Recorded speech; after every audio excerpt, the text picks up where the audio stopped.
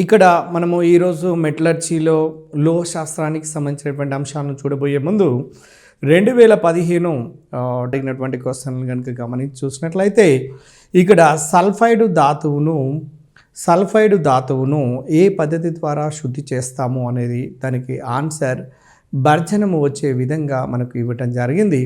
అదేవిధంగా పైరులోసైట్ అనే ఖనిజమును శుద్ధి చేస్తే చివరకు ఏర్పడు లోహము పేరు, దాని ఆన్సర్ మ్యాంగనీస్. అయితే సుమారుగా గతంలో అడిగినటువంటి క్వశ్చన్ పేపర్ను బేస్ చేసుకొని చూసినట్లయితే మెటలర్జీ లేదా లోహశాస్త్రం నుంచి 2 దాకా ప్రశ్నలు అడుగుతున్నాడు. కాబట్టి 2 లేక 3 ప్రశ్నలు అడిగే అవకాశం ఉన్నది. కాబట్టి మనము ఈ లోహశాస్త్రంలోనూ అర్థం చేసుకోవాలి అంటే దీనికి సంబంధించినటువంటి వెకాబులరీ అంటే పర్టిక్యులర్ పదజాలం ఉన్నది. ఆ పదజాలం కనుక మనకు పూర్తిగా అర్థమైతేనే మనము లోహశాస్త్రాన్ని పూర్తిగా అర్థం చేసుకొని దాన్ని అనలైజ్ చేసుకొని ఎగ్జామినేషన్ లోపల వస్తున్నటువంటి క్వశ్చన్ ఆన్సర్ చేయడానికి అవకాశం ఉంటుంది. కాబట్టి మై డియర్ ఫ్రెండ్స్, మీరు గమనించండి. ఫస్ట్ లోహ సంగ్రహణ శాస్త్రం గురించి మాట్లాడేటప్పుడు ఇక్కడ ఒక విషయం గమనించండి. ఫస్ట్ మూలకము చూడండి, పదార్థాన్ని కనుక తీసుకుంటే మూలకము, సమ్మేళనము, మిశ్రమము. అయితే మూలకము స్వభావాన్ని బట్టి లోహాలు, అలోహాలు, అర్థలోహాలు. పాయింట్ బాగా గమనించండి. లోహాలు, అలోహాలు, అర్థలోహాలు అంటే లోహాలు ఏ మూలకాలైతే ఎలక్ట్రాన్లను కోల్పోయే లక్షణాన్ని సులభంగా ఎలక్ట్రాన్లను కోల్పోయే లక్షణాన్ని కలిగి ఉంటాయో అటువంటి మూలకాలను లోహాలు అంటారండి. మీకు తెలుసు లోహాల గురించి. సాధారణంగా లోహాలన్నీ గట్టిగా ఉంటాయి. కొన్ని లోహాలు మాత్రమే ద్రవస్థితి లోపల నిర్దిష్టమైనటువంటి ఉష్ణోగ్రతల వద్ద ఉంటాయి. అందులో ఉదాహరణకు పాదరసాన్ని మాత్రం తీసుకున్నట్లయితే గది ఉష్ణోగ్రత వద్ద ద్రవస్థితి లోపల ఉంటుంది. అయితే ఈ లోహాల గురించి మనం చర్చించేటప్పుడు అసలు లోహము అంటే ఏంటిదో మనకు తెలిసిన తర్వాత ఎలక్ట్రాన్లను సులభంగా కోల్పోయే లక్షణాన్ని కలిగి ఉన్నటువంటి దాన్ని లోహము అంటే మనము లోహాలను ముఖ్యంగా 3 భాగాలుగా విభజించవచ్చండి. అధిక చర్యాశీలత కలిగిన లోహాలు, మధ్యస్థ చర్యాశీలత కలిగిన లోహాలు, అల్ప చర్యాశీలత కలిగినటువంటి లోహాలు.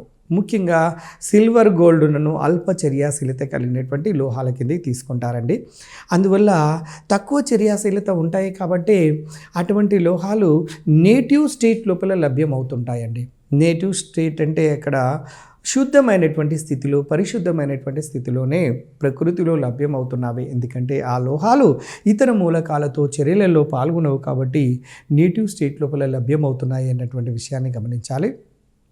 ఇందులో లోహము తెలిసిన తర్వాత నెక్స్ట్ ఇంకొక పదం ఏంటంటే లోహాలు చూడండి అధిక చర్యాశీలత కలిగినట్లయితే వాతావరణము లోపల ఉండబడినటువంటి ఆక్సిజన్, వాతావరణము లోపల ఉండబడినటువంటి నీటి ఆవిరి తదితర మూలకాలతోని సమ్మేళనాలతో చర్యలలో పాల్గొని లోహం యొక్క సమ్మేళనములుగా మారుతూ ఉంటాయి. అలా మారినటువంటి లోహం యొక్క సమ్మేళనములను ఖనిజాలు అంటారు. గమనించండి, ఇక్కడ చాలా జాగ్రత్తగా గమనించాలి. ఫస్ట్ మూలకం అంటే ఏందో తెలిసింది, స్వభావాన్ని బట్టి లోహాలు, అలోహాలు, అర్థలోహాలు తెలిసింది. లోహం యొక్క నిర్వచనం తెలిసిన తర్వాత లోహాలలో మళ్ళీ 3 రకాలుగా అధిక చర్యాశీలత కలిగిన లోహాలు, మధ్యస్థ చర్యాశీలత కలిగిన లోహాలు, అల్ప చర్యాశీలత కలిగిన లోహాలు. అధిక చర్యాశీలత కలిగినటువంటి లోహాలను తీసుకున్నట్లయితే first year, second year group మూలకాలలో అత్యధిక చర్యాశీలతను కలిగి ఉంటాయండి. అవి సులభంగా ఎలక్ట్రాన్ కోల్పోతాయి. కారణం ఏంటంటే వాటి యొక్క పరమాణు సైజులు చాలా పెద్దవిగా ఉంటాయి కాబట్టి సులభంగా ఎలక్ట్రాన్ కోల్పోయే లక్షణాలను కలిగి ఉంటాయి. అంచేత ఈ మూలకాలు గాలి లోపల ఉండబడిన ఆక్సిజన్తోని లేదా గాలి లోపల ఉండబడిన నీటి ఆవిరితో చర్యలో పాల్గొన్నప్పుడు ఈ మూలకాల యొక్క సమ్మేళనాలు ఏర్పడతాయి. వీటిని ఖనిజాలు లేదా మినరల్స్ అంటారండి. ఇక్కడ మినరల్ అనే పదము లోహం యొక్క సమ్మేళనాన్ని ఖనిజము అంటారు. లోహము ఎందుకు ఖనిజంగా మారుతుంది అనేది క్వశ్చన్ వేసుకుంటే వాటి యొక్క చర్యాశీలత ఎక్కువగా ఉంటుంది కాబట్టి for example you take the any metal అంటే which is having the more reactive, simply you keep on the table for some time, simply it will be reacting with other elements like oxygen or water vapour. అప్పుడు ఏమైపోతుంది చెప్పండి, compound of the మెటల్గా మారిపోతుంది. దాన్ని సమ్మేళనము అన్నాము. అయితే ఇక్కడ గమనించండి, లోహాలు సాధారణంగా సమ్మేళనాల స్థితిలో లభిస్తూ ఉంటుంటాయి. మినరల్ స్టేటులో అంటే ఖనిజాల స్థితి లోపల లభిస్తూ ఉంటాయి. అయితే ఒక్కొక్క లోహానికి చాలా ఖనిజాలు ఉంటాయండి, చాలా ఖనిజాలు ఉంటాయి. చిన్న ఎగ్జాంపుల్ మనం తీసుకొని చూద్దాము. అల్యూమినియం అనే లోహాన్ని తీసుకోండి. అల్యూమినియంకు అనేక ఖనిజాలు ఉన్నవి. ఉదాహరణకు డయాస్పోర్, చూడండి గమనించండి, డయాస్పోర్, బాక్సైట్, గిప్సైట్, కోరండం లాంటివి చాలా రకాల ఖనిజాలు ఉన్నవండి. కోరండం Al2O3, డయాస్పోర్ Al2O3H2O, bauxite Al2O3 2H2O, Al2O3 3H2O, గిప్సైట్, వీటన్నింటి లోపల అల్యూమినియం ఉన్నప్పటికీ కూడా అన్ని ఖనిజాలు అనేవి అల్యూమినియం లోహ నిష్కర్షణకు ఉపయోగపడటం లేదండి. ఓన్లీ ఆ నాలుగింటిలో ఒక బాక్సైట్ మాత్రమే తక్కువ ఖర్చుతోని ఎక్కువ లాభాన్ని పొందగలిగేటట్టుగా అల్యూమినియం లోహాన్ని నిష్కర్షణ చేస్తారు. కాబట్టి ఆ 4 ఖనిజాలలో అల్యూమినియం యొక్క ఖనిజమైనటువంటి బాక్సైట్ను ధాతువు అంటారు. ఇంగ్లీష్లో దీన్ని ఓర్ అంటారు. అంటే ఏ ఖనిజమైతే లోహ నిష్కర్షణకు ఉపయోగపడుతూ ఉంటుందో అటువంటి ఖనిజాన్ని ధాతువు లేదా ఓర్ అంటారండి. అంటే అల్యూమినియం యొక్క ధాతువు బాక్సైట్ అని అర్థము. గతంలో గ్రూప్ 1, గ్రూప్ 2 తదితర కాంపిటేటివ్ ఎగ్జామినేషన్లో ఎన్నిసార్లు అడిగాడో ఈ ప్రశ్నను. అంటే అల్యూమినియం యొక్క ఖనిజము లేదా అల్యూమినియం యొక్క ధాతువు అనే విధంగా ఆన్సర్ వచ్చేది బాక్సైట్ వచ్చే విధంగా, బాక్సైట్ యొక్క ఫార్ములాను కూడా Al2O3 2H2 అనే విధంగా వచ్చే విధంగా చాలా సందర్భాల్లో గ్రూప్ 2 లాంటి ఎగ్జామినేషన్లో మరియు వివిధ కాంపిటేటివ్ ఎగ్జామినేషన్లో అడిగారు. కాబట్టి దానిపైన మన దృష్టి సాధించవలసినటువంటి అవసరం ఉన్నది. తర్వాత డియర్ ఫ్రెండ్స్, ఇక్కడ మనకు లోహం అంటే ఏందో తెలిసింది. రెండవ పదము ఖనిజము, లోహము యొక్క సమ్మేళనాన్ని ఖనిజము అంటే ఏందో తెలిసింది. మూడవ పదము ధాతువు, అంటే ఒక లోహానికి అనేక ఖనిజాలు ఉన్నప్పటికీ అనేక ఖనిజాలలో ఏదో ఒక ఖనిజము మాత్రమే లోహ నిష్కర్షణకు ఉపయోగపడుతుంది, కాబట్టి దానిని మాత్రమే ధాతువు అంటారు అని. అంటే ధాతువు ఒకప్పుడు ఖనిజమే. ఇక్కడ జాగ్రత్తగా గమనించండి, ధాతువు ఒకప్పుడు ఖనిజమే అంటే ధాతువులన్నీ ఖనిజాలే. పాయింట్ గమనించండి, మన టెక్స్ట్ బుక్ లోపల ఇచ్చి ఉన్నటువంటి అంశం ఏంటంటే ధాతువులన్నీ ఖనిజాలే కానీ ఖనిజములన్నీ ధాతువులు కావు. అంటే ఈ పాయింట్ కనుక మీకు అర్థమైనట్లయితే దీని బేస్ మీద క్వశ్చన్ వేస్తే చాలా కన్ఫ్యూజన్ అయ్యే అవకాశం ఉంటుంది. కాబట్టి జాగ్రత్తగా గమనించండి. అల్యూమినియం యొక్క ఖనిజాలు 4 ఉన్నవి. ఈ 4 ఖనిజాలు 4 ధాతువులు కాదు. కానీ బాక్సైట్ అయినటువంటి ఈ ధాతువు ఒకప్పుడు ఖనిజంగానే ఉన్నది. కాబట్టి ప్రతి ధాతువు కూడా ఒక ఖనిజమే. కానీ ప్రతి ఖనిజం అనేది ఒక ధాతువు కాదు అనే విషయం మనకు అర్థమవుతున్నది. అయితే ఇక్కడ ఇంకొక పదాన్ని మీరు గమనించండి. ఒక లోహాన్ని మనము ఎక్కడో ఒక దగ్గర కొంతకాలం నిల్వ ఉంచినట్లయితే, మీరు ఐరన్ లోహాన్ని బయట నిల్వ ఉంచితే ఆ వాతావరణం లోపల ఉండబడినటువంటి ఆక్సిజన్ వాటర్ వేపర్తో చర్యలో పాల్గొని ఫెర్రిక్ ఆక్సైడ్గా మారుతుంది. దాన్నే రస్ట్ లేదా తుప్పు పట్టడం అంటారు. రస్ట్ లేదా తుప్పు పట్టడం, ఫెర్రిక్ ఆక్సైడ్ Fe2O3 XH2Oగా తుప్పు యొక్క ఫార్ములాను రాస్తుంటుంటాము. అది గతంలో కాంపిటేటివ్ లోపల అడిగినటువంటి క్వశ్చన్, దాన్ని జాగ్రత్తగా గుర్తుపెట్టుకోవాల్సినటువంటి అవసరం ఉంటుంది. ఒక లోహము అనేది, ఇనుము అనే లోహము రస్ట్ పట్టినప్పుడు దాని యొక్క భారం కూడా పెరుగుతుంది అనే విషయాన్ని మీరు గమనించండి. తర్వాత మనం ఇక్కడ గమనించాల్సినటువంటిది ఏంటంటే, లోహము తెలిసింది, ఖనిజం తెలిసింది, ధాతువు తెలిసింది. ధాతువు తెలిసిన తర్వాత మనము ఇక్కడ గ్యాంగ్ అనే పదాన్ని తెలియాలండి. అంటే ధాతువు చుట్టూ కొన్ని మలినాలు ఉంటాయండి, వేస్ట్ పార్టికల్స్, వేస్ట్ ఇంప్యూరిటీస్, బురద, మట్టి, ఇసుక లాంటి చెత్త చెదారమైనటువంటి పదార్థాలన్నీ కూడా ధాతువు చుట్టూ లేదా ఖనిజం చుట్టూ ఉంటుంటాయి. అటువంటి వాటిని మనం ఒక పదంతో పిలుస్తుంటుంటాము, గ్యాంగ్ లేదా మ్యాట్రిక్స్ అంటారండి. రేపు అడగొచ్చు కాంపిటేటివ్ ఎగ్జామినేషన్లో, రేపు డిఎస్సిలో అడగొచ్చు. గ్యాంగ్ అనేది ఏంటిది అంటే ఒక వేస్ట్ మెటీరియల్, ఖనిజము లోపల లేదా ధాతువు లోపల ఉండబడినటువంటి పనికి రానటువంటి చెత్త చెదారమైనటువంటి పదార్థాన్ని గ్యాంగ్ అంటారండి. ఇప్పుడు మనకు అర్థమైంది, లోహము తెలిసింది, ఖనిజం తెలిసింది, ధాతువు తెలిసింది. తర్వాత ఇక్కడ గమనించాల్సినటువంటి అంశం ఏంటంటే, ఉదాహరణకు ఇక్కడ మెటల్ ఉన్నట్టుగా భావించండి, దీని చుట్టూ మలిన పదార్థాలు ఉన్నట్టుగా భావించండి. ఈ మలిన పదార్థాలన్నీ గ్యాంగ్ అయినట్లయితే, చూడండి, ఈ గ్యాంగునకు ఒక రసాయనిక పదార్థాన్ని కలపండి. చూడండి, ఈ ధాతువునకు లేదా ఖనిజానికి ఒక రసాయనిక పదార్థాన్ని కలిపితే ఈ రసాయనిక పదార్థము పోయి ఇక్కడ ఉండబడినటువంటి గ్యాంగ్ చెత్త చెదారమైనటువంటి వేస్ట్ ఇంప్యూరిటీస్తోని రసాయనిక చర్యలలో పాల్గొని కొత్త పదార్థంగా మారుతూ ఉంటుందండి. అంటే ధాతువు లేదా ఖనిజంతో పాటు ఉండబడినటువంటి మలినాలను తొలగించటానికి ఉపయోగించే పదార్థాన్ని ద్రవకారిణి అంటారండి. ద్రవకారిణి బాగా గమనించండి, ద్రవకారిణి లేదా ఫ్లక్స్ అంటారు ఇక్కడ. అయితే ఈ రసాయనిక పదార్థానికి ఉదాహరణకు గ్యాంగ్ అనే పదార్థానికి లోహము చుట్టూ ఉండబడినటువంటి గ్యాంగ్ అనే వేస్ట్ పార్టికల్స్కు ఆమ్ల స్వభావాన్ని ఉంటే క్షార ద్రవకారిని కలుపుతారు. ఈ క్షార ద్రవకారిని పోయి ఆమ్ల లక్షణము కలిగి ఉన్నటువంటి గ్యాంగ్తో కలిసి లోహమలము అనే వేస్ట్ మెటీరియల్ తయారవుతుంది. దాన్ని బయటికి తీసివేస్తాము. అదేవిధంగా ఒకవేళ గ్యాంగ్కు క్షార స్వభావం ఉంటే ఆమ్ల లక్షణం కలిగి ఉన్నటువంటి మనము ద్రవకారిని కలపాలి. అంటే రివర్స్ నేచర్ ఉన్నటువంటి వాటిని కలిపి ఈ గ్యాంగ్ను తొలగిస్తారు. అయితే దీని వలన నీకు ఇక్కడ ఒక పాయింట్ అర్థమైంది. ద్రవకారినికు గాంగ్ అనే వేస్ట్ మెటీరియల్ కలవటం వల్ల ఏర్పడినటువంటి దాన్ని మనము లోహమలము అంటారండి. ఇక్కడ ఉండబడినటువంటి మెటల్ను బయటికి తీయాలంటే గమనించండి, మెటల్ను మనము బయటికి అమాతం తీయలేము. అనేక రకాల రసాయనిక పద్ధతులను, కొన్ని ప్రిన్సిపల్స్ను ఉపయోగించుకొని మనం ఈ ఖనిజాన్ని బయటికి నిష్కర్షణ చేయవలసినటువంటి అవకాశం ఉన్నది. కాబట్టి అలాంటి ఖనిజముల నుండి లేదా ధాతువుల నుండి లోహాన్ని బయటికి తీయటాన్ని, శుద్ధి చేసేటట్టుగా తీయటాన్ని మనము లోహ నిష్కర్షణ అంటారు. దాన్నే మెటలర్జీ అంటారు. దాన్నే ఎక్స్ట్రాక్షన్ ఆఫ్ ద మెటల్ అంటారు. ఇందులో భాగంగా మనకు వచ్చినటువంటి పదాలు ఏంటంటే లోహము అంటే ఏంది తెలిసింది, తర్వాత ఖనిజం అంటే ఏందో తెలిసింది, ధాతువు అనే పదం తెలిసింది, ఆమ్ల ద్రవకారిని తెలిసింది, క్షార ద్రవకారిని తెలిసింది, లోహమలము అనే పదములు మనకు తెలిసినవి. అయితే ఈ వెకాబులరీ కనుక మనకు పూర్తిగా అవగాహన ఉన్నట్లయితే లోహశాస్త్రాన్ని అతి సులభంగా అర్థం చేసుకోవడానికి అవకాశం ఉంటుంది. లేకపోయినట్లయితే మనకు ఈ లోహశాస్త్రం అనేది అర్థం కాకుండా ఇబ్బంది పెట్టే అవకాశం ఉంటుంది. కాబట్టి డియర్ ఫ్రెండ్స్, ఫస్ట్ ఈ వెకాబులరీ మీద పట్టు సాధించడానికి కోసం ప్రయత్నం చేయండి.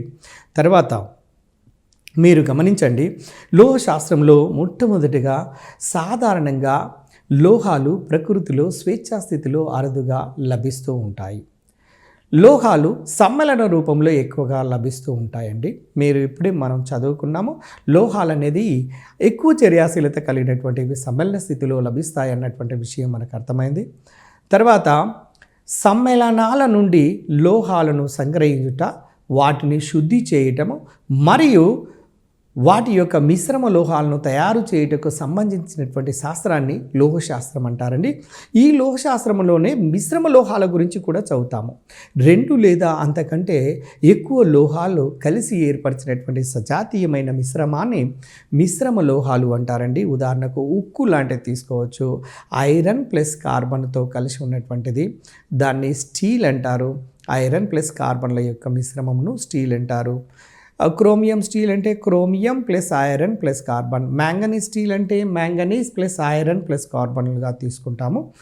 అయితే ఇక్కడ ఈ లోహశాస్త్రం అనే పదాన్ని తెలిసిన తర్వాత మనం గమనించవలసినటువంటి అంశాలు ఏంటంటే, చూడండి, ప్రకృతిలో లభించే లోహ సమ్మేళనాలు ఇసుక, రాళ్ళు, బంకమన్ను మొదలైనటువంటి మలినాలతో కలిసి ఉంటాయి.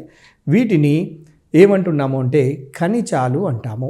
ఖనిజము అంటే లోహము యొక్క సమ్మేళనాన్ని మనము ఖనిజము అంటాము అనే విషయాన్ని మనము ఇప్పుడే గమనించాము. ఆ తర్వాత మీరు డియర్ ఫ్రెండ్స్ మీరు గమనిస్తూ ఉండండి, భూమి పై పటము లోపల చూడండి, పటలములో దొరికే లోహము యొక్క సమ్మేళనాన్ని ఖనిజము అంటారు. భూమి యొక్క పై పటలంలో దొరికే లోహము యొక్క ఖనిజాన్ని ఖనిజము అంటారు. పారిశ్రామికంగా ఏ ఖనిజము నుండి లోహాన్ని లాభదాయకంగా వేరు చేయగలమో అలాంటి ఖనిజాన్ని ఆ లోహము యొక్క ధాతువు అంటారు అన్నటువంటి విషయాన్ని మనము ఇప్పుడే చర్చించాము. తర్వాత డియర్ ఫ్రెండ్స్ మీరు గమనిస్తూ ఉండండి, ఉదాహరణకు అల్యూమినియం యొక్క లోహము బాక్సైట్ ఇప్పుడే గమనించాము Al2O3 2H2O గాను, బంకమన్ను Al2O3 అంటే 2 moles ఆఫ్ SiO2 గాను, అంటే బంకమన్ను లోపల ఉండబడినటువంటి మూలకాలు అల్యూమినియం, ఆక్సిజన్, సిలికాన్ లాంటివి ఉంటున్నవి. వీటి యొక్క Al2O3 2SiO2 2H2O దీని యొక్క మిశ్రమాన్ని బంకమన్నుగా మనం భావిస్తాము. అయితే కానీ బాక్సైట్ మాత్రమే అల్యూమినియం సంగ్రహానికి ఉపయోగిస్తారు కనుక దీన్ని అల్యూమినియం యొక్క ధాతువు అంటారనే విషయాన్ని మనం ఇప్పుడే చూసాము. అల్యూమినియంకు అనేక ఖనిజాలు ఉన్నప్పటికీ కూడా ఒకే ఒక బాక్సైట్ నుండి, అంటే తక్కువ ధరలో అల్యూమినియం లోహాన్ని నిష్కర్షణ చేయడానికి అవకాశం ఉన్నప్పుడు బాక్సైట్నే, ఎక్కువ పరిమాణంలో తక్కువ ధరతో మనం నిష్కర్షణ చేయడానికి అవకాశం ఉన్నప్పుడు మనం ఆటోమేటిక్గా బాక్సైట్ అనే ఖనిజాన్ని ఎన్నుకుంటాము అల్యూమినియం నిష్కర్షణలో. కాబట్టి అల్యూమినియం యొక్క ధాతువు ఏంటి అని అంటే సింపుల్గా మనం ఆన్సర్ చెప్పొచ్చండి. అది దానికి ఆన్సర్ అల్యూమినియం యొక్క ధాతువు అనేది అక్కడ బాక్సైట్ అనే విషయాన్ని మనం చెప్పొచ్చు. తర్వాత డియర్ ఫ్రెండ్స్ గమనించండి, ఇంకొక ముఖ్యమైనటువంటి పాయింట్ బంగారము, ప్లాటినం మరియు సిల్వర్ వంటి కొన్ని లోహాలు మాత్రము ప్రకృతిలో స్వాభావికంగా అదేవిధంగా నేటివ్ స్టేట్ లోపల లభిస్తూ ఉంటుంటాయి. వీటిని నోబెల్ మెటల్స్ అని కూడా అంటారండి. అంటే అతి తక్కువ చర్యాశీలత కలిగినటువంటి లోహాలను నోబెల్ మెటల్స్ అనే పదంతో కూడా పిలుస్తాము.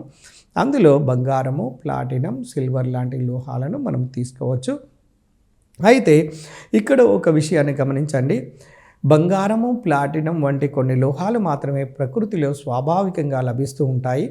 మరియు సాధారణంగా లోహాలు వంటివి ఆక్సైడులుగా మరియు కార్బోనేటులుగా, సల్ఫేటులుగా, హాలైడులుగా మరియు సిలికేట్ల రూపంలో లభిస్తాయండి.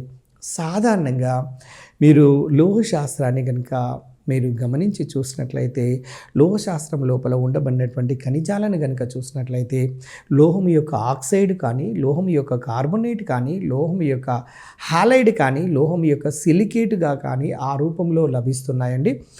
ఏ రూపము లోపల, ఏ ఆక్సైడ్ రూపంలో, ఎటువంటి రూపంలో ఉన్నప్పుడు వాటికి ఒక స్పెషల్ మెథడ్స్ను ఉపయోగించి వాటిని నిష్కర్షణ చేస్తుంటారండి. వాటికి సంబంధించినటువంటి వివరాలను మనము చూస్తాము. అయితే దీని తర్వాత చూడండి, ఉదాహరణకు మనము కొన్ని ఈ పదములను ఖచ్చితంగా గుర్తుపెట్టుకోవడానికి ప్రయత్నం చేయాలండి. ఇక్కడ ఆక్సైడ్లకు ఉదాహరణ తీసుకుందాం. క్యూపరైట్ Cu2O అంటే కాపర్ యొక్క ఆక్సిడేషన్ నెంబర్ +1గా ఉన్నది చూడండి. దీంట్లో zincite ZnO, zincite ZnO. Next కార్బోనేటులు అనే ఖనిజాలను కనుక తీసుకున్నట్లయితే మాలకైట్ చూడండి, CuCO3 copper carbonate, copper hydroxide. తర్వాత నెక్స్ట్ సున్నపు రాయి యొక్క ఫార్ములాను కనుక తీసుకున్నట్లయితే CaCO3 కాల్షియం కార్బోనేట్. సున్నపు రాయి యొక్క ఫార్ములా అడగటానికి అవకాశం ఉంటుంది. అది కాల్షియం కార్బోనేట్ అండి, కాల్షియం యొక్క ఖనిజంగా మనం భావించవచ్చు. తర్వాత సల్ఫేట్లలో తీసుకున్నట్లయితే బరైటీస్ BaSO4 బేరియం సల్ఫేట్ చూడండి, బరైటీస్ ద ఎగ్జాంపుల్ సల్ఫేట్కు. అట్లనే ఆమ్లసైట్కు ఇక్కడ PbSO4. హాలైట్స్ని కనుక తీసుకొని చూస్తే హార్న్ సిల్వర్ గుర్తుపెట్టుకోండి, చాలా సందర్భాల్లో అడిగారు. హార్న్ సిల్వర్ యొక్క ఫార్ములా Ag అంటే సిల్వర్ క్లోరైడ్ అండి, AgCl. అదేవిధంగా సోడియం క్లోరైడ్ సాధారణమైనటువంటి సాల్ట్ సోడియం క్లోరైడ్ NaCl గాను, అంటే సోడియం యొక్క ఖనిజం గాను. అదేవిధంగా సిలికేట్లను కనుక తీసుకున్నట్లయితే హెమిమార్ఫైట్ 2ZnO, SiO2, H2O మొదలైనటువంటివి. ఈ విధంగా లోహాలు అనేవి సిలికేట్ల రూపంలో, ఆక్సైడ్ల రూపంలో, కార్బోనేట్ల రూపంలో, సల్ఫైడ్ల రూపంలో, సల్ఫేట్ల రూపంలో వివిధ రకాల సమ్మేళనాల స్థితి లోపల లభ్యమవుతున్నట్లుగా మనకు అర్థమవుతున్నది. తర్వాత భూమి వల్కలములో విస్తరించినటువంటి మూలకాల అన్నింటి లోపల అత్యధిక స్థానము ఆక్రమించినటువంటి మూలకము ఆక్సిజన్. ఇది ఇంపార్టెంట్ పాయింట్ అండి. మళ్ళీ ఒకసారి స్క్రీన్ మీద మీరు అబ్జర్వ్ చేయండి. భూమి వల్కలములో విస్తరించినటువంటి మూలకాలన్నింటిలో అత్యధిక స్థానము ఆక్రమించినటువంటి మూలకం పేరు ఆక్సిజన్. కాబట్టి దీనికి అధిక ప్రాధాన్యతను సంతరించుకున్నది. తర్వాత ఆక్సిజన్ యొక్క విస్తరణ యొక్క శాతాన్ని కనుక చూస్తే 48.6%. ఆక్సిజన్ తర్వాత అత్యధిక విస్తరణ కలిగినటువంటి మూలకాన్ని కనుక చూసినట్లయితే సిలికాన్. ఆ తర్వాత సిలికాన్ యొక్క విస్తరణ శాతాన్ని గమనించండి. ఆక్సిజన్ 48.6% ఉంటే సిలికాన్ యొక్క విస్తరణ శాతం 27.7% కలిగి ఉన్నదండి. మొదటిది ఆక్సిజన్ కాగా రెండవది సిలికాన్. గుర్తుంచుకోండి, ఇవి చాలా ముఖ్యమైనటువంటి బిట్సే. తర్వాత సిలికాన్ ఎక్కువ పరిమాణంలో ఆక్సిజన్తో కలిసి సంయోగ పదార్థంగా ఏర్పడుతుందండి. అది SiO2 రూపంలో ఉంటుంది. నెక్స్ట్ తర్వాత భూమి యొక్క వల్కలంలో అల్యూమినియం యొక్క విస్తరణ శాతము ఎంతవరకు ఉంటుందంటే 8.3% వరకు ఉంటుందండి. భూమి యొక్క వల్కలంలో అల్యూమినియం యొక్క విస్తరణ శాతము 8.3% వరకు ఉంటుంది. నెక్స్ట్ ఆ తర్వాత భూమి వల్కలం లోపల లభించే ముఖ్య మూలకాలలో ఇనుము అనేది 5.1% వరకు ఉంటుందండి. ఇది ఆక్సిజన్తో సంయోగం చెంది ఆక్సైడ్ల రూపం లోపల లభిస్తూ ఉంటుంది. ఈ పాయింట్ గమనించండి. భూమి యొక్క వల్కలములో లభించే ముఖ్య మూలకాలలో ఇనుము 5.1 ఉంది. ఇది ఆక్సిజన్తో సంయోగం చెంది ఐరన్ యొక్క ఆక్సైడ్ల రూపం లోపల లభిస్తుందన్నటువంటి విషయాన్ని మనము గమనించాలి. తర్వాత ఇక్కడ ఈ క్రింది వానులో ఇనుము యొక్క ముఖ్య ఖనిజము కానిది ఏది అలా అడగటానికి కూడా అవకాశం ఉంది. కాబట్టి మనము వీటి యొక్క ఫార్ములాలను కూడా గుర్తుపెట్టుకోవాల్సినటువంటి అవసరం ఉన్నదండి. ఇక్కడ నెంబర్ 1 మ్యాగ్నెటైట్ Fe3O4. చూడండి, iron oxide, ferrous oxide, ferric ఆక్సైడ్ల యొక్క మిశ్రమం magnetite Fe3O4. Haematite ferric oxide మాత్రమే. చూడండి, Fe2O3ను ఫెరిక్ ఆక్సైడ్ దాన్ని హెమటైట్గా పిలుస్తాము. నెక్స్ట్ లిమోనైట్ 2Fe2O3 3H2Oను లిమోనైట్ అంటారండి. సెడిరైట్ FeCO3 ఐరన్ కార్బనేట్ను సెడిరైట్ అంటారు. అంటే ఐరన్ యొక్క ఖనిజాలను కనుక తీసుకొని చూసినట్లయితే మ్యాగ్నెటైట్, ఎమటైట్, లిమోనైట్, సెడిరైట్ ఈ 4 కూడా ఇనుము యొక్క ప్రధానమైనటువంటి ఖనిజాలుగా మనము భావించవచ్చు. తర్వాత లోహ సంగ్రహణ గురించి మనం మాట్లాడతామండి.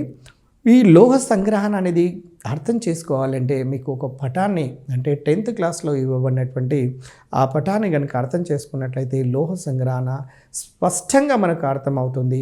దాన్ని మీరు అబ్జర్వ్ చేయాలి. డియర్ ఫ్రెండ్స్, మీరు ఇప్పుడు మెటలర్జీ లోపల లోహ సంగ్రహణ గురించి చదువుతున్నాము. ఈ లోహ సంగ్రహణము అర్థం కావాలి అంటే మొదట్లో ఒక చార్ట్ ఒకటి అర్థం చేసుకోవాల్సినటువంటి అవసరం ఉన్నది. దానికంటే ముందస్తుగా గమనించండి, సాధారణంగా లోహాన్ని సంబంధితమైనటువంటి ధాతువుల నుండి 3 దశలలో సంగ్రహిస్తారండి. ఒక లోహ నిష్కర్షణ, ఒక ఖనిజము లేదా ధాతువు ఉన్నదండి. దాని లోపల ఉండబడినటువంటి లోహాన్ని కనుక బయటికి తీయాలి అంటే, ఏదైనా ఒక లోహాన్ని బయటికి తీయాలంటే ప్రధానంగా 3 రకాల పద్ధతులను ఉపయోగించి మనము లోహ సంగ్రహణ చేస్తూ ఉంటాము. అయితే ఇక్కడ గమనించాల్సినటువంటి అంశం ఏంటంటే చూడండి, మొదటిది ధాతువును గాఢత చెందించుట. గమనించండి, ధాతువును గాఢత చెందించుట, కాన్సన్ట్రేషన్ ఆఫ్ ద ఓర్. అంటే మొదటగా ఏ లోహాన్నైతే నిష్కర్షణ చేయాలో ఆ లోహానికి సంబంధించినటువంటి ధాతువును సెలెక్ట్ చేసుకుంటారండి. ధాతువును సెలెక్ట్ చేసుకున్న తర్వాత దాన్ని గాఢత చెందించాలి. గాఢత చెందించటం అంటే ఆ ధాతువుతో పాటు ఉండబడినటువంటి గ్యాంగ్ లాంటి మలినాలను మనము సాధారణమైనటువంటి పద్ధతుల ద్వారా వాటిని వేరు చేయవచ్చు. అలాంటి సాధారణమైనటువంటి పద్ధతులు ఏవి, వాటిని ఎలా చేస్తాము అనే విషయాన్ని మనం చూస్తాము. ధాతువును గాఢత చెందించడం అంటే ధాతువుతో పాటు ఉండబడినటువంటి మలినాలను శుద్ధి చేయటాన్ని ధాతువును గాఢత చెందించుట అంటారండి. ధాతువుతో పాటు ఉండబడిన మలినాలను శుద్ధి చేయటాన్ని అంటే మలినాలను తొలగించటాన్ని ఒక రకంగా ధాతువును గాఢత చెందించుట అంటారు. రెండోది ముడి లోహాన్ని బీబిట్, ముడి లోహాన్ని సంగ్రహించుట. ధాతువును శుద్ధి చేసిన తర్వాత దాని లోపల ఉండబడినటువంటి ముడి లోహాన్ని బయటికి సంగ్రహిస్తారు. సంగ్రహించినటువంటి ముడి లోహాన్ని నెక్స్ట్ మీరు గమనించి చూడండి, సంగ్రహించినటువంటి ముడి లోహాన్ని శుద్ధి చేస్తారండి. అంటే మొత్తము 3 దశలలో లోహ నిష్కర్షణ అనేది జరుగుతుంది. 1 ధాతువును గాఢత చెందించటం, 2 గాఢత చెందించినటువంటి ధాతువు నుంచి ముడి లోహాన్ని పొందటం, 3 ముడి లోహంగా పొందినటువంటి లోహాన్ని శుద్ధి చేయటం అనేది, లోహాన్ని శుద్ధి చేసిన తర్వాత ప్యూరిఫైడ్ రూపం లోపల ఉండబడినటువంటి లోహాన్ని పొందటము అనేది మొత్తము ప్రధానమైనటువంటి 3 దశలుగా విభజన చేయవచ్చు. అయితే ఇక్కడ మీరు గమనించండి, లోహాన్ని ఫస్ట్ ధాతువు అనే పదాన్ని కనుక తీసుకున్నట్లయితే దాన్ని గాఢత చెందించటము లేదా సాంద్రీకరణము చెందించటము అనేది చేతితో ఏరివేయటం.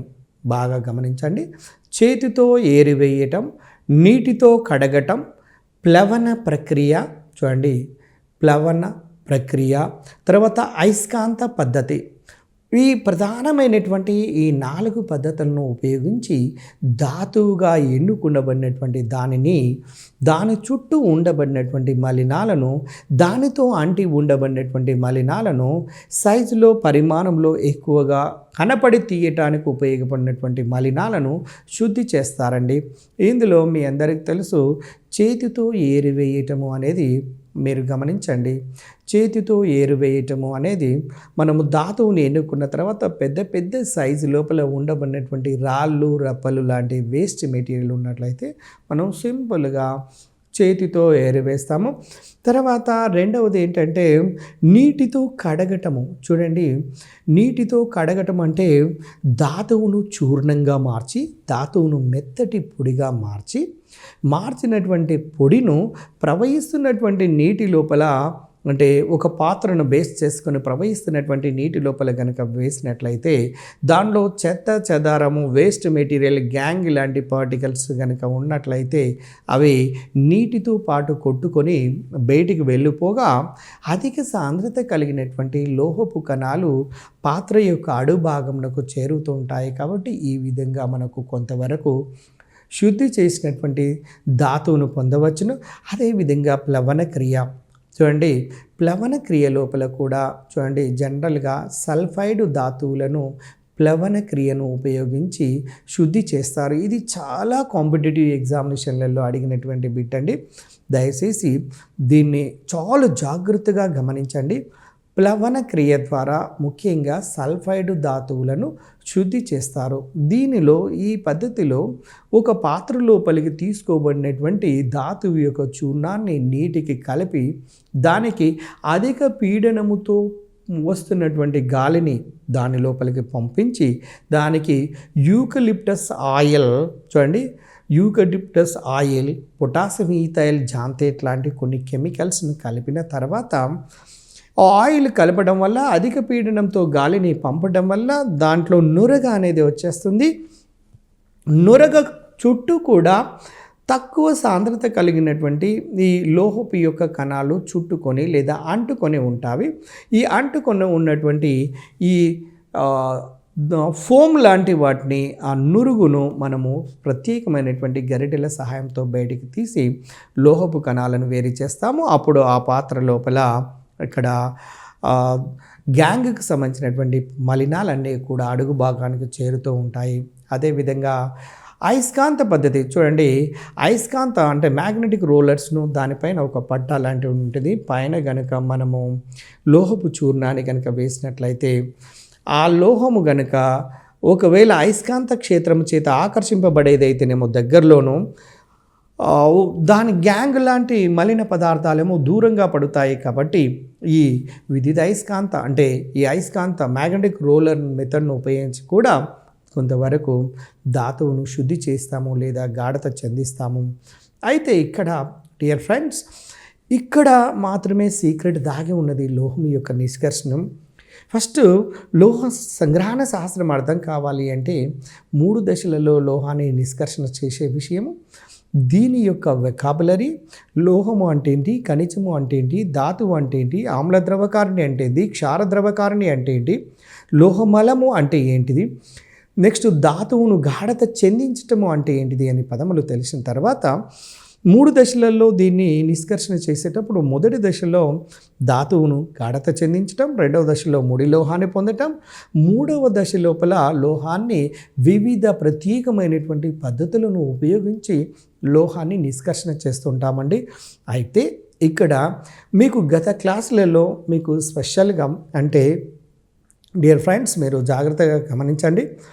6th, 7th, 8th, 9th, 10thలలో ఉండబడినటువంటి టెక్స్ట్లలో చూడండి కాన్సెప్ట్ పూర్తిగా ఏర్పడిన తర్వాత టెక్స్ట్ బుక్ లోపల ఉండబడిన ఏ లైన్ నుంచి అయినా క్వశ్చన్ ఫ్రేమ్ చేయడానికి అవకాశం ఉంటుంది. కాబట్టి కాన్సెప్ట్ ఏర్పడిన తర్వాత చదవటానికి చాలా చక్కటి ఇంట్రెస్ట్ ఏర్పడుతుంది. కాబట్టి మీరు మళ్ళొకసారి కూడా ఈ క్లాసెస్ని విన్న తర్వాత తప్పకుండా మీరు ఓన్గా పాయింట్ వైజ్గా మీరు రాస్తూ ఉంటూ తర్వాత వాటిని బాగా గుర్తు చేసుకోవటం వల్ల ప్రతి పాయింట్ను మనం మెదడు లోపల దాక్కొని ఉండి రేపు ఏ ఎంట్రన్స్ రాసినా కూడా సక్సెస్ కావడానికి అవకాశం ఉంటుంది. అయితే ఇక్కడ మనం అనుకుంటున్నటువంటి చార్ట్ ఏంటంటే ఇక్కడ 3 పద్ధతులు అయితే ఇక్కడ లోహాలను చూడండి, దయచేసి గమనించండి. ఇక్కడ లోహాలను క్రియాశీలత కలిగిన లోహాలు, అధిక క్రియాశీలత కలిగిన లోహాలు, మధ్యస్థ క్రియాశీలత కలిగిన లోహాలు, అల్ప లేదా స్వల్ప క్రియాశీలత కలిగినటువంటి లోహాలు, వాటిని మనం సిల్వర్, గోల్డ్గా తీసుకోవటం జరిగినది మీకు తెలిసినటువంటిది. అదేవిధంగా కనకమ్మ, అల్యూమినియం, జింకు పాత్రలో పెసరపప్పు, చేపలను వేసుకొని తింటుంది అని ఒక లింకుని ఏర్పాటు చేసుకున్నట్లయితే ఆ లింక్ ద్వారా మెటల్ యాక్టివిటీ సిరీస్ మొత్తము మెటల్ లోహాలన్నీ కూడా మనకు తెలుస్తాయండి. ఒక రసాయనిక చర్య జరుగుతుందా జరగదా అనే విషయాన్ని కూడా మనము గుర్తుపట్టవచ్చు. అయితే ఈ మెటలర్జీ లోపల కూడా ఈ కనకమ్మ అనే ఒక ప్రిన్సిపల్ ద్వారా అంటే ఇది ఒక లింక్ ద్వారా కనకమ్మ చూడండి. మనం ఫస్ట్ జస్ట్ గమనించాల్సింది ఏంటంటే పొటాషియం, కాలో నాలో Na, కాలో మళ్ళీ Ca కాల్షియం, కనకమ్మ మాలో M మెగ్నీషియం, అందుకని అల్యూమినియం జింకు పాత్రలో ఇలా లింక్ ద్వారా వాటిని సింబల్స్ని ఏర్పాటు చేసుకొని మనం గుర్తుపెట్టుకోవచ్చు. అధిక క్రియాశీలత కలిగినటువంటి లోహాలు potassium, sodium, calcium, magnesium, aluminium లాంటి లోహాలు ఉన్నవి. ఇక మధ్యస్థమైనటువంటి క్రియాశీలత కలిగినటువంటి లోహాలను చూడండి, ఫెసనపబ్ అక్కడ మధ్య భాగం లోపల ఉండబడినటువంటి ఇక్కడ కాపర్, జింక్ మరియు ఐరన్ లెడ్లు ఈ ప్రధానమైనటువంటి మధ్యస్థ క్రియాశీలత కలిగినటువంటివి అండి. 26 పరమాణు సంఖ్య కలిగినటువంటి ఐరన్, 29 పరమాణు సంఖ్య కలిగినటువంటి కాపర్, 30 పరమాణు సంఖ్య కలిగినటువంటి జింక్, ఇలా ఈ మూడింటిని గుర్తుంచుకోవచ్చు. తర్వాత లెడ్ చూడండి, ఈ 4 మధ్యస్థ క్రియాశీలత కలిగినటువంటి లోహాలు. అల్ప క్రియాశీలత కలిగినటువంటి లోహాలకు సిల్వర్ మరియు గోల్డ్. మనం ఎందుకు సిల్వర్ గోల్డ్ అనే ఎక్కువగా వాడుతున్నామో మీకు వెంటనే తెలుసు. వాటి యొక్క షైనింగ్ అనేది వాటి ఉపయోగించటం వల్ల కొంతకాలం తర్వాత వాటి యొక్క కలర్ లోపల పెద్దగా మార్పు అనేది కనిపించదు. కాబట్టి ఇతర మూలకాలతో బాగా చర్యలలో పాల్గొని సమ్మేళన స్థితి లోపలికి మారవు. కాబట్టి వాటిని ఆభరణాల లోపల మనము ఉపయోగిస్తున్నాము. అది గుర్తుంచుకోవాల్సినటువంటి విషయం. మీరు ఫ్రెండ్స్ ఒకసారి గమనించండి, ఈ చార్ట్ లోపల అధిక క్రియాశీలత కలిగినటువంటి సమ్మేళనాలను కనుక తీసుకున్నట్లయితే హాలైడ్స్ మరియు ఆక్సైడ్స్ రూపంలో ఉంటాయండి. హాలైడ్స్ అంటే X అనేది 7th గ్రూప్. 7th గ్రూప్ కంటే ముందల ఆక్సిజన్ ఉంటుందండి. 6th గ్రూప్ లోపల చూడండి హాలైడ్స్, ఆక్సైడ్స్, లేదా 6th గ్రూప్ది ముందుగా తీసుకోండి లేదా 7th గ్రూప్ది తర్వాత తీసుకోండి. గుర్తుపెట్టుకోవడానికి ఆక్సైడ్స్, హాలైడ్స్ రూపంలో ఉంటాయండి. ఏవి అధిక క్రియాశీలత కలిగినటువంటి లోహాలు ఆక్సైడ్స్, హాలైడ్స్ రూపంలో ఉండి ఇక్కడ ద్రవధాతువును విద్యుత్ విశ్లేషణ రూపం లోపలికి కనుక చేసినట్లయితే మనకు లోహాలు అనేవి స్పష్టమైనటువంటి సోడియం కానీ, మెగ్నీషియం కానీ, అల్యూమినియం కానీ అత్యధిక చర్యాశీలత కలిగినటువంటి లోహాలను పొందవచ్చు. ఇది ఒక భాగానికి సంబంధించినటువంటి అంశం. అయితే ఇంకా రెండవది మధ్యస్థ భాగానికి రండి. మధ్యస్థ క్రియాశీలత కలిగినటువంటి లోహాలను కనుక తీసుకున్నట్లయితే మధ్యస్థ క్రియాశీలత కలిగినటువంటి లోహాలు కార్బోనేటుల రూపం లోపలను మరియు సల్ఫైడ్ రూపంలో ఉంటాయండి. కార్బోనేట్ CO3-2, సల్ఫైడ్ అంటే S-2. గుర్తుంచుకోండి, కార్బోనేట్లలో కార్బన్ పరమాణు సంఖ్య 6, సల్ఫేట్లలో చూడండి, సల్ఫైడ్లలో సల్ఫర్ యొక్క పరమాణు సంఖ్య 16 సల్ఫైడ్స్ అండ్ కార్బనేట్స్. గుర్తుంచుకోవడానికి మధ్యస్థమైనటువంటి, మీకు అందరికీ తెలుసు, కార్బోనేట్లను విఘటనము చెందించాలంటే భస్మీకరణము, క్యాల్సినేషన్ అనే ప్రాసెస్ను ఉపయోగిస్తారండి. ఇది రివార్బరేటరీ కొలిమిలో చేస్తారు అన్నటువంటి విషయం మీకు తెలిసినటువంటిదే. ఇక్కడ లోహపు కార్బోనేట్లను విఘటనం చెందించినట్లయితే CO2 వాయువు బయటికి విడుదలవుతూ మెటల్ ఆక్సైడ్గా మారుతున్నటువంటి విషయం తెలిసిందే. అదేవిధంగా సల్ఫైడ్ రూపంలో ఉన్నటువంటి దాన్ని మనము భర్జనము చెందించినట్లయితే, గతం లోపల 2015 లోపల అడిగినటువంటి ప్రశ్న ఇదే అండి. సల్ఫైడ్ను ఏ ప్రక్రియ ద్వారా మనం ఆక్సైడ్గా మారుస్తాము అంటే భర్జనము అనే ప్రక్రియ ద్వారా ఆక్సిజన్లను కలుపుతూ సల్ఫైడ్ అనేది లోహపు ఆక్సైడ్గా మారుతుందండి. మెటల్ ఆక్సైడ్ MO అని గుర్తుపెట్టుకోండి అర్థం కావటం కోసం. మెటల్ ఆక్సైడ్గా మారుతుంది. మెటల్ ఆక్సైడ్ నుంచి మెటల్గా మార్చాలి అంటే ఆక్సిజన్ను తొలగించాలండి. ఆక్సిజన్లను తొలగించే ప్రక్రియను మీరు ఏమంటారో తెలుసు, క్షయకరణము అంటారు. ఆక్సిజన్లను కలిపే ప్రక్రియనేమో ఆక్సీకరణం అంటే, ఆక్సిజన్లను తొలగించే ప్రక్రియను క్షయకరణం అంటారు. ఇక్కడ కార్బోనేటులను, సల్ఫైడులను భర్జనము చెందించటం వల్ల మెటల్ ఆక్సైడ్గాను, కార్బోనేట్లను క్యాల్సినేషన్ చేయటం వల్ల మెటల్ ఆక్సైడ్గా మారింది, MOగా మారింది. MOతో పాటు ఉండబడిన ఆక్సిజన్ బయటికి తొలగించాలంటే క్షయకరణము అనే ప్రక్రియలను ఉపయోగించవలసినటువంటి అవసరం ఉన్నది. ఇక్కడ మెటల్ ఆక్సైడ్ నుంచి మెటల్గా మారటానికి కొన్ని రకాల ప్రత్యేకమైనటువంటి క్షయకరణ ప్రక్రియలు ఉన్నాయండి. దాంట్లో రసాయన క్షయకరణము, స్వీయ క్షయకరణము, తర్వాత స్థానభ్రంశ పద్ధతి, దాంతోపాటుగా విద్యుత్ విశ్లేషణ క్షయకరణము అనే ఈ 4 రకాల క్షయకరణ పద్ధతులను ఉపయోగించి మెటల్ ఆక్సైడ్ నుంచి మెటల్ను పొందడానికి ఉపయోగిస్తాము. రసాయన క్షయకరణము, స్వీయ క్షయకరణము, స్థానభ్రంశ క్షయకరణము, విద్యుత్ విశ్లేషణ క్షయకరణం, ఈ 4 రకాల ప్రక్రియలను ఉపయోగించి మనం మెటల్ ఆక్సైడ్ను మెటల్గా పొందుతాము. మెటల్గా పొందినటువంటిది ముడి లోహము. ఆ ముడి లోహంతో పాటు కూడా ఇంకా కొన్ని ఇంప్యూరిటీస్, అపరిశుద్ధ పదార్థాలు ఉంటాయి. కాబట్టి ఆ ముడి లోహాన్ని శుద్ధమైన లోహాలుగా మార్చాలి అంటే మళ్ళీ కొన్ని స్పెషల్ పద్ధతులను ఉపయోగించి స్వేదనము, చూడండి, ముడి లోహాన్ని లోహంగా మార్చడానికి ఉపయోగించే పద్ధతుల పేర్లు కూడా చాలా ముఖ్యమైనటువంటివండి. ఈ పేర్లను మనం గుర్తుపెట్టుకోవాలి. స్వేదనము మరియు పోలింగ్. చూడండి, గమనించండి, స్వేదనము, పోలింగ్, ద్రవీభవన ప్రక్రియ, దానితో పాటుగా విద్యుత్ విశ్లేషణ ప్రక్రియలను కనుక ఉపయోగించినట్లయితే మనము ముడి లోహాన్ని శుద్ధమైనటువంటి లోహంగా పొందడానికి అవకాశం ఉంటుంది. ఇక చివరగా మొదటిది అధిక చర్యాశీలత కలిగినటువంటి లోహాలు, రెండవది మధ్యస్థ చర్యాశీలత కలిగినటువంటి లోహాలు. వాటిని గుర్తుపెట్టుకోవడానికి 26 పరమాణు సంఖ్య, 29 పరమాణు సంఖ్య, 30 పరమాణు సంఖ్య ఐరన్, కాపర్, జింక్ మధ్యస్థంగా ఉండబడినటువంటి రియాక్టివిటీ. ఇక అల్ప చర్యాశీలత కలిగినటువంటి లోహాల గురించి మీకు తెలుసు, సిల్వర్ అండ్ గోల్డ్ను మనం తీసుకోవచ్చు. అయితే ఈ సిల్వర్ అండ్ గోల్డ్లను మాత్రము జనరల్గా ఇవి ఏ రూపంలో ఉంటాయి అంటే చూడండి, సల్ఫైడ్ల రూపంలో ఉంటాయండి. జనరల్గా ఆ తక్కువ చర్యాశీలత కలిగినటువంటి మూలకాలు సల్ఫైడ్ రూపం లోపల ఉంటాయి. కాబట్టి ఈ సల్ఫైడ్ రూపం లోపల ఉండబడినటువంటి దాన్ని భర్జనము, చూడండి, రోస్టింగ్, దీన్ని ఇంగ్లీష్లో రోస్టింగ్ అంటారు. భర్జనము అనే ప్రక్రియను ఉపయోగించినట్లయితే మీకు తెలుసు ఆటోమేటిక్గా సల్ఫైడ్ మెటల్ ఆక్సైడ్గా మారుతూ ఉంటుంది.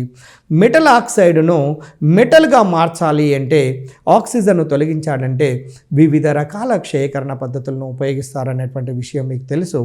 ఇక్కడ ముడి లోహం ఏర్పడిన తర్వాత ముడి లోహం నుంచి మళ్ళీ శుద్ధమైనటువంటి లోహంగా పొందాలి అంటే స్వేదనము, పోలింగ్, తర్వాత ద్రవీభవన ప్రక్రియ, దానితో పాటు విశ్లేషణ ప్రక్రియలను ఉపయోగించి శుద్ధమైనటువంటి లోహాన్ని పొందుతూ ఉంటాము అన్నటువంటి విషయము ఈ పట్టిక ద్వారా అర్థమైంది. ఇప్పుడు ఓవరాల్ పిక్చర్ చూడండి దయచేసి మై డియర్ ఫ్రెండ్స్. మీరు ఈ మెటలర్జీ మీద పూర్తి కమాండింగ్ ఏర్పడాలంటే మనం చేయాల్సినటువంటి అంశం ఏంటంటే, ఫస్ట్ లోహాన్ని నిష్కర్షణ చేయడానికి కావలసినటువంటి 3 దశలు మీరు మరొకసారి గమనించండి.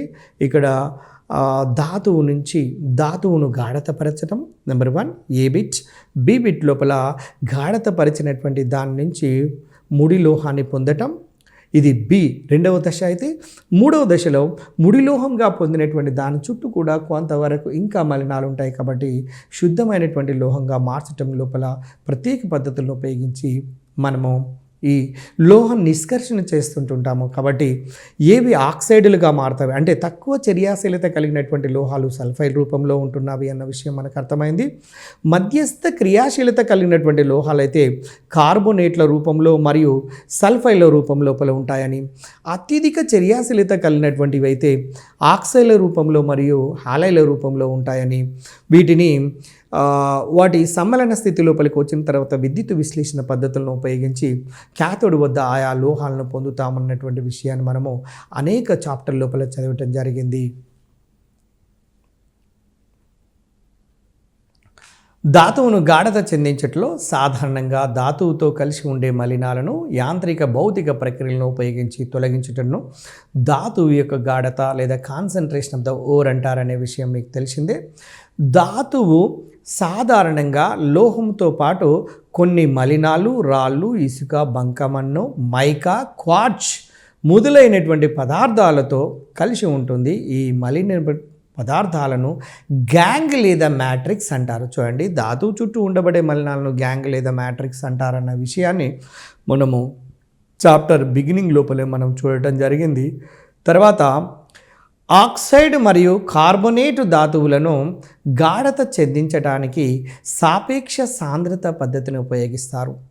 ఆక్సైడ్లను కానీ కార్బొనేట్ ధాతువులను గాఢత చెందించాలంటే సాపేక్ష సాంద్రత అనే పద్ధతిని ఉపయోగిస్తారనేది గుర్తుంచుకోండి. అది ముఖ్యమైనటువంటి బిట్గా మీరు భావించండి. తర్వాత సాపేక్ష సాంద్రత పద్ధతిలో ధాతువును ప్రవహించే నీటిలో కడుగుతారు. దీనివల్ల మలినాలు వంటివి కొట్టుకొని పోయి బరువైనటువంటి ధాతువు యొక్క కణాలు అడుగు భాగానికి మిగిలిపోతాయన్న విషయాన్ని మనం ముందే గమనించడం జరిగింది. తర్వాత చూడండి, సల్ఫైడ్ ధాతువును చాలా కాంపిటేటివ్ ఎగ్జామినేషన్లు అడిగారండి. సల్ఫైడ్ ధాతువును గుర్తుంచుకోండి, ప్లవన క్రియ ద్వారా మాత్రము గాఢత చెందిస్తారు. తర్వాత నెక్స్ట్, టిన్ స్టోన్ వంటి ధాతువును విద్యుదయస్కాంత పద్ధతిలో గాఢత చెందిస్తారు. ఎందుకంటే మ్యాగ్నెట్తోనే ఆకర్షింపబడే లోహము ఆ ఖనిజంలో లేదా ధాతువులో ఉన్నట్లయితేనే మనం ఈ విద్యుదయస్కాంత పద్ధతిని ఉపయోగిస్తాము అన్నటువంటి విషయం మనకు విషిదమవుతుంది. తర్వాత బాక్సైడ్ ధాతువును లీచింగ్ పద్ధతి ద్వారా గాఢత చెందిస్తారు. ఇక్కడ ఈ పద్ధతి పేరు గుర్తుంచుకోండి, బాక్సైడ్ ధాతువును లీచింగ్ పద్ధతి ద్వారా మనము గాఢత చెందిస్తామంటే ప్యూరిఫికేషన్ చేస్తాము. ఇదే విధంగా ఈ పద్ధతి లోపల బాక్సైడ్ ధాతువును సోడియం హైడ్రాక్సైడ్లో కరిగించి అల్యూమినియం హైడ్రాక్సైడ్గా అవక్షేపించి ఎర్రగా కాల్చి తిరిగి ఆ బాక్సైట్ Al2O3ను పొందుతారు. ఇది ఒక ముఖ్యమైనటువంటి అంశమే. తర్వాత మీరు గమనించాల్సినటువంటి ఏంటంటే లీచింగ్ పద్ధతిలో గమనించండి, మీరు స్క్రీన్ మీద లీచింగ్ పద్ధతిలో ధాతువు యొక్క రసాయన స్వభావము ప్రకారము తగినటువంటి కారకాన్ని ఉపయోగించి ధాతువును మాత్రమే ద్రావణములు కరిగేటట్లుగా చేస్తారు. ఉదాహరణకు బాక్సైడ్ ధాతువును NaOH ద్రావణంలో కరిగిస్తారండి. దానికి ఎగ్జాంపుల్గా NaOH ద్రావణం లోపల బాక్సైడ్ ధాతువును అనే దాన్ని కరిగిస్తూ ఉంటాము. తర్వాత ముడి లోహాన్ని సంగ్రహించటం. చూడండి, మనం ఇప్పుడే జనరల్గా ఆ నిష్కర్షణకు సంబంధించినటువంటి అంశాన్ని మనము చూడటం జరిగినది. ఇందులో ముడి లోహాన్ని పొందటము లేదా సంగ్రహించడం ఎలా జరుగుతుందో చూడండి. సాధారణంగా ధాతువులో లోహపు భాగము ధనాత్మక భాగమై ధనాత్మక ఆక్సీకరణ స్థితిలో ఉంటుంది. చూడండి, లోహాలన్నీ ఎలక్ట్రాన్లను కోల్పోయే లక్షణాన్ని కలిగి ఉంటాయి కాబట్టి దానిపైన ఎప్పుడు కూడా పాజిటివ్ ఆక్సిడేషన్ నెంబర్ ఉంటుంది, ధనాత్మక ఆక్సీకరణ స్థితి ఉంటుంది. అదే అలోహాలు, సల్ఫర్ ఉన్నదనుకోండి S-2 అలోహము, ఆక్సిజన్ ఉందనుకోండి అలోహము O-2. ఈ విధంగా అలోహాలు అయితే నెగిటివ్ స్టేట్లోను, లోహాలు అయితే పాజిటివ్ స్టేట్ లోపల ఉంటాయి అన్నటువంటి విషయం మీ అందరికీ తెలిసిందే. లోహాలు నిరంతరం ఎలక్ట్రాన్లు కోల్పోతే పాజిటివ్ ఛార్జ్, అలోహాలు నిరంతరం ఎలక్ట్రాన్లు గ్రహించడం వల్ల నెగిటివ్ ఛార్జ్ ఏర్పడుతున్నటువంటి విషయం మీకు తెలిసినటువంటిదే. తర్వాత స్వాభావికంగా ధాతువు నుండి లోహాన్ని సంగ్రహించే ప్రక్రియ క్షయకరణ చర్య. చూడండి, మీరు విద్యుత్ విశ్లేషణ పద్ధతి లోపల కూడా చూడండి, కాటయాన్లు కాథోడ్ వద్దకు పోయి ఎలక్ట్రాన్లను గ్రహించి క్షయకరణం చెందటం అనేది జరిగిన తర్వాత మాత్రమే కాథోడ్ వద్ద లోహాన్ని పొందుతాము అన్నటువంటి విషయాన్ని మీరు ఎలక్ట్రాలసిస్ అనే యూనిట్ లోపల మీరు చదువుతూ ఉంటారు. అంటే ఒక రకంగా స్వాభావికంగా ధాతువు నుండి లోహాన్ని సంగ్రహించే పద్ధతి లేదా ఆ చర్య పేరు ఏంటంటే క్షయకరణ చర్య అనేది గమనించాల్సినటువంటి అవసరం ఉన్నది. తర్వాత సులభంగా క్షయకరణ చర్యకు గురి అయ్యే ధాతువు యొక్క ఆక్సైడు ధాతువులు కనుక ఇతర సల్ఫైడులు, క్లోరైడులు, కార్బోనేటులు ధాతువులను సాధారణంగా ఆక్సైడ్లుగా మారుస్తారు అండి. ఇక్కడ గమనించండి, సులభంగా క్షయకరణ చర్యకు గురయ్యే ధాతువు యొక్క ఆక్సైడులు ధాతువులు కనుక ఇతర సల్ఫైడ్, క్లోరైడులు, కార్బోనేటులు ధాతువులుగా సాధారణ ఆక్సైడ్లుగా మారుస్తూ ఉంటారనే విషయాన్ని గమనించాలి. తర్వాత నెక్స్ట్ లోహాన్ని చూడండి, ధాతువుల నుండి సంగ్రహణ చేసేటప్పుడు 3 ముఖ్యమైన ప్రక్రియలు ఉంటాయండి. భస్మీకరణం అనే ఉష్ణ రసాయనిక ప్రక్రియ, నెక్స్ట్ ఉష్ణ ప్రక్రియ, భర్జనము అనేది ఉష్ణ ప్రక్రియ, ప్రగలనము అనేది కూడా భస్మీకరణము, భర్జనము, ప్రగలనము. ఇందులో భస్మీకరణము, భర్జనము అనే 2 ప్రక్రియలేమో రివార్బరేటరీ అనే కొలిమి లోపల జరిపితే, ప్రగలనము అనే ప్రక్రియ మాత్రము స్తూపాకృతి లోపల ఉండబడినటువంటి బ్లాస్ట్ ఫర్నెస్లో బ్లాస్ట్ కొలిమి లోపల జరుపుతారు అన్నటువంటి విషయాన్ని మీరు గమనించండి. రేపు ప్రగలనము అనే ఉష్ణ రసాయనిక ప్రక్రియను ఏ కొలిమి లోపల జరుపుతారు అంటే blast furnace, reverberatory furnace, open hearth furnace ఇలా ఇవ్వడానికి అవకాశం ఉంటుంది. కాబట్టి వాటి మీరు గమనించవలసిందిగా కోరుకుంటున్నాను. తర్వాత డియర్ ఫ్రెండ్స్, అసలు భస్మీకరణము అంటే ఏందో చూడండి. ధాతువును గాలి లేకుండా బాగా వేడి చేసి దాని లోపల ఉండబడే బాష్పశీల మలినాలను తొలగించటాన్ని భస్మీకరణము అంటారండి. ధాతువును గాలి లేకుండా వేడి చేయాలండి. ఏదైనా ఒక ధాతువును తీసుకొని దాన్ని గాలి లేకుండా వేడి చేస్తే దాని లోపల ఉండబడినటువంటి బాష్పశీల లాంటి మలినాలు, CO2 లాంటి మలినాలు, నీటి ఆవిరి లాంటి మలినాలు వేడికి వెళ్ళిపోతాయండి. ఇది భస్మీకరణ ప్రక్రియ అంటారు. తర్వాత మీరు ఇంకొకటి గమనించాల్సినటువంటి విషయం ఏంటంటే భస్మీకరణములో సేంద్రియ పదార్థములు ఏ పదార్థాలు బయటికి వెళ్ళిపోతున్నాయో గమనించండి. భస్మీకరణం అనే ప్రక్రియ లోపల సేంద్రియ పదార్థములు తేమ, కార్బోనేట్, CO2 లాంటివి ధాతువు నుండి తొలగించబడతాయి. చూడండి, సేంద్రియ అంటే ఆర్గానిక్ కాంపౌండ్స్, తేమ అంటే వాటర్ వేపర్, కార్బోనేట్ అనేది CO2 రూపం లోపల బయటికి విఘటనం చెంది తొలగించబడుతుంటాయి అన్న విషయం మనకు అర్థమవుతున్నది. దాని తర్వాత మీరు గమనించండి డియర్ ఫ్రెండ్స్, భర్జనాన్ని కనుక గమనిస్తే ధాతువును గాలి సమక్షంలో తీవ్రంగా వేడి చేయటాన్ని భర్జనము అంటారండి. ధాతువును గాలి సమక్షంలో వేడి చేస్తే భర్జనము, గాలి లేకుండా వేడి చేసినట్లయితే భస్మీకరణము అంటారు అనే విషయం మనకు అర్థమవుతున్నది. అయితే భర్జనము చేసినప్పుడు జరుగుతున్నటువంటి మార్పులేంటి, ధాతువు లోపల జరుగుతున్నటువంటి మార్పులేంటో మనం గమనించాలి. సల్ఫైడ్ ధాతువును ఆక్సైడ్గా మార్చుటకు సాధారణంగా వాడే పద్ధతి భర్జనము అండి. మీరు ఎప్పుడైనా చూడండి, మీరు గతం లోపల కూడా ఈ ఎక్స్ట్రాక్షన్ డయాగ్రామ్ లోపల కూడా గమనించారు. సల్ఫైడ్ ధాతువును ఆక్సైడ్గా మార్చాలి అంటే తప్పకుండా మనము ఏం చేస్తామంటే సల్ఫైడ్ ధాతువును ఆక్సైడ్గా మార్చుటకు వాడే పద్ధతి ఇక్కడ భర్జనం వచ్చేటట్టుగా ఆన్సర్ 2015 ఎగ్జామినేషన్, స్కూల్ అసిస్టెంట్ ఎగ్జామినేషన్లో ఇచ్చాడు అన్నటువంటి విషయాన్ని గమనించక మానవుడు కూడదు. తర్వాత నెక్స్ట్ భర్జనము, భస్మీకరణము తెలిసిన తర్వాత ప్రకలనము. చూడండి, ఈ 3 ప్రక్రియలండి ఎంత మోస్ట్ ఇంపార్టెంట్ అంటే మీరు ఇదొకటే కాదు, అన్ని రకాల కాంపిటేటివ్ ఎగ్జామినేషన్లు అడుగుతుంటుంటారు. కాబట్టి దాన్ని మనం బాగా అర్థం చేసుకొని గుర్తుంచుకోవాల్సినటువంటి అవసరం ఉన్నది. డియర్ ఫ్రెండ్స్, మీరు గమనిస్తూనే ఉన్నారు, ఇక్కడ ప్రగలనము అనేది ఒక ఉష్ణ రసాయనిక ప్రక్రియ అన్నటువంటి విషయం మీ అందరికీ తెలుసు. ఒక ధాతువునకు చాలా జాగ్రత్తగా గమనించండి, ఒక ధాతువునకు ద్రవకారిని కలిపి కానీ, ద్రవకారిని అంటే మీకు తెలుసు మలినాలను తొలగించడానికి ఉపయోగించే పదార్థాన్ని ద్రవకారిని అంటారనే విషయము. చూడండి, ఒక ధాతువునకు ద్రవకారిని కలిపి కానీ, కలపకుండా కానీ కలిపి కానీ కలపకుండా కానీ అధిక ఉష్ణోగ్రత వద్ద వేడి చేయటం వల్ల లోహాన్ని దాని సల్ఫైడ్ల యొక్క మిశ్రమాన్ని దాని ద్రవస్థితిలో పొందగలిగినట్లయితే దాన్ని ప్రగలనము అంటారు.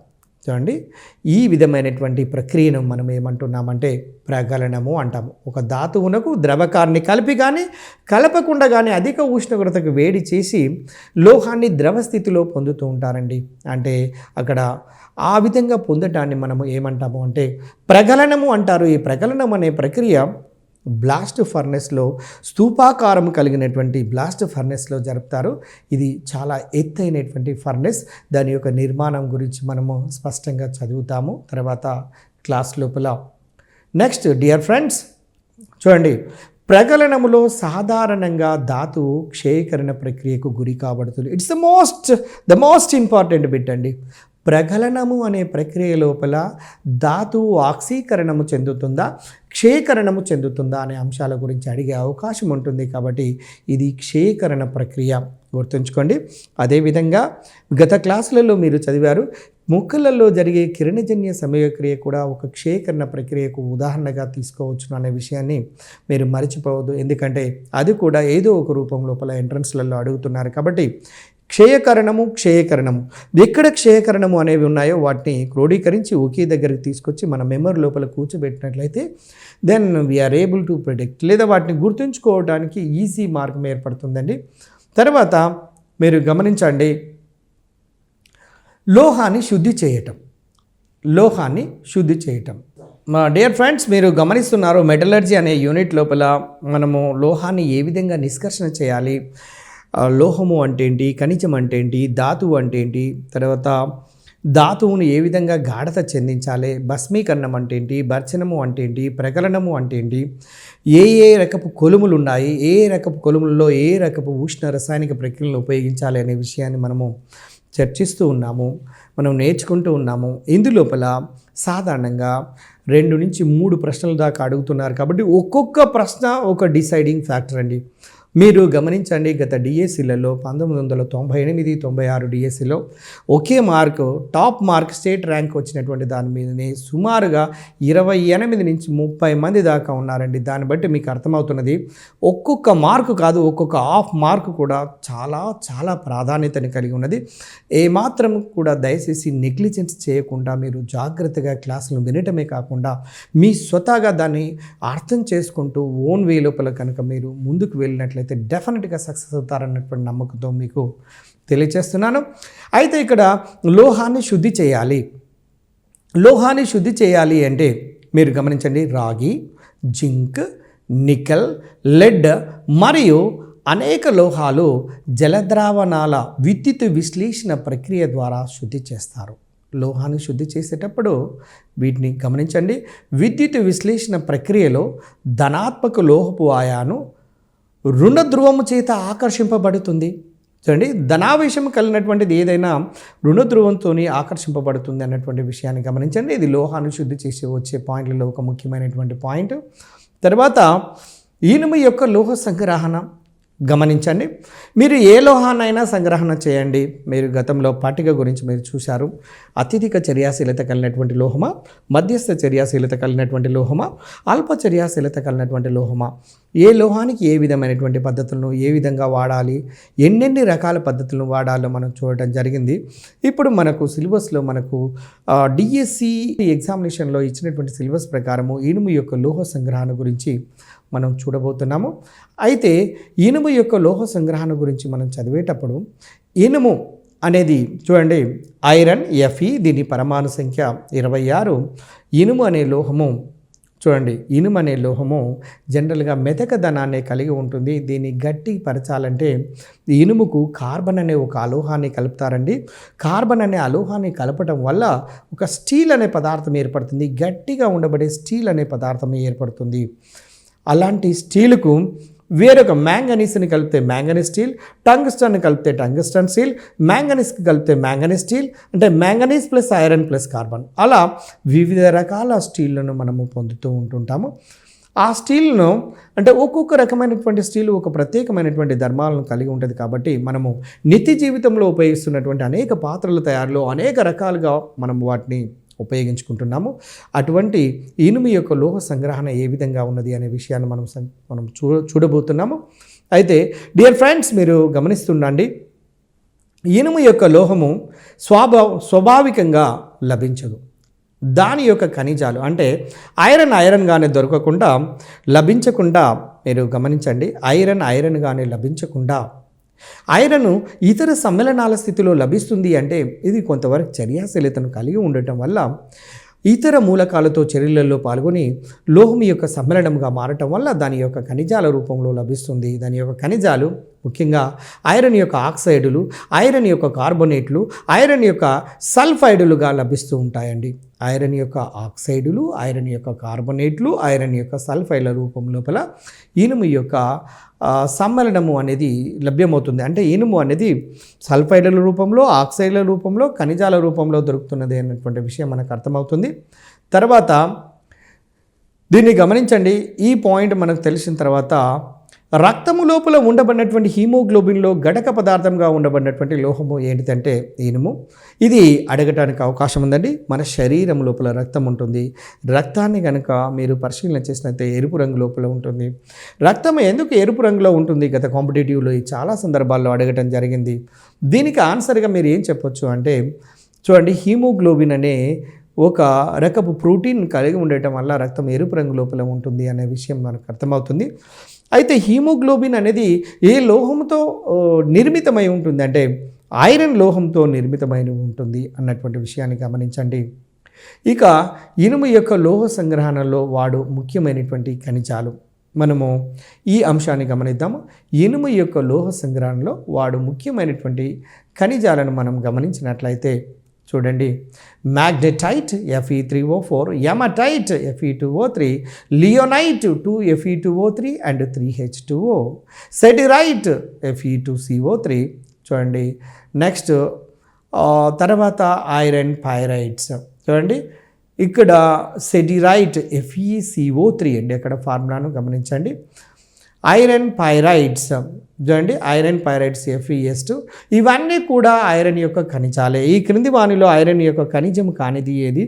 ఈ క్రింది వానిలో ఐరన్ యొక్క ఖనిజం ఏది అని అడగటానికి అవకాశం ఉంటుంది. కాబట్టి మీరు ఏవైనా షార్ట్ వేను ఏర్పాటు చేసుకొని గుర్తుంచుకోవడానికి ప్రయత్నం చేయండి. ఇక్కడ magnetite, hematite, limonite, siderite, iron pyrites అనే మొదలైనటువంటివన్నీ కూడా ఐరన్ యొక్క ఖనిజాలుగా మనము లెక్కిస్తాము లేదా గుర్తిస్తాము. తర్వాత చూడండి, నెక్స్ట్ వాణిజ్యపరంగా కనుక మనము గమనించినట్లయితే ఐరన్ను 3 రకాలుగా లభిస్తుందండి. అది దుఃఖ ఇనుము, చేత ఇనుము, ఉక్కు అనే విషయాలను మనము ఈ మెటలర్జీ యొక్క సెకండ్ పార్ట్ లోపల మనం మిగిలినటువంటి కొలుములు, దాని లోపల జరిగే ప్రక్రియలు, తర్వాత రస్ట్ ఏర్పడడం, వాటికి సంబంధించినటువంటి తొలగించడానికి లేదా రస్ట్ ఏర్పడకుండా ఉండటానికి కావాల్సిన పద్ధతులు, గ్యాల్వనైజేషన్ మొదలైనటువంటి అన్ని రకాల అంశాల గురించి మనము మెటలర్జీ పార్ట్ 2లో చూస్తామండి. ఇప్పుడు పార్ట్ 1లో మనం గమనించింది ఏంటంటే ముఖ్యంగా లోహము అంటే ఏంటి, తర్వాత లోహము యొక్క లక్షణాలు కూడా గుర్తుపెట్టుకోండి. లోహము యొక్క లక్షణాలు మీరు లోహాలు అలోహాలు అనే చాప్టర్లో 8th క్లాస్ లోపల ఉండబడినటువంటి వాటిలో స్పష్టంగా మీకు వివరించడం జరిగినది.